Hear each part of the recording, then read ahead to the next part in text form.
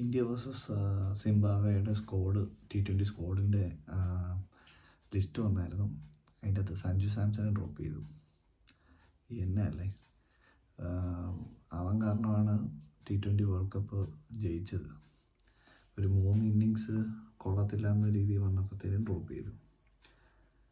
ശരിക്കും പറഞ്ഞാൽ ഇപ്പം മീഡിയക്കാരൊക്കെയാണെന്ന് തോന്നുന്നു സ്ക്വാഡ് നിർണ്ണയിക്കുന്നത്. കാരണം ജസ്റ്റ് വേൾഡ് കപ്പ് ജയിച്ചു, മെയിൻ ക്യാപ്റ്റനെ ഡ്രോപ്പ് ചെയ്തു. അത് പിന്നെ പറയാം, പിന്നെ പുള്ളിയുടെ ഇന്നിങ്സ് അത്ര സ്ട്രോങ് അല്ല എന്ന രീതിയിൽ പറയാം. സഞ്ജു സാംസണിന് 3 ഇന്നിങ്സ് കളിച്ചില്ലായിരുന്നു, പുള്ളിനെ ഡ്രോപ്പ് ചെയ്തു എന്നതൊക്കെയാണ്. എനിക്ക് തോന്നുന്നു ഇങ്ങനെ ഡ്രോപ്പ് ചെയ്യാൻ തുടങ്ങിക്കഴിഞ്ഞാൽ ടീം ഒട്ടും മുന്നോട്ട് പോകാൻ സാധ്യതയില്ല. കാരണം T20 ഗെയിം തന്നെ ഒരു ഹൈ റിസ്ക് ഗെയിമാണ്. അപ്പോൾ എല്ലാവർക്കും ഒരു സെക്യൂരിറ്റി കൊടുത്താൽ തന്നെ അവർക്ക് കളിക്കാൻ പറ്റുള്ളൂ.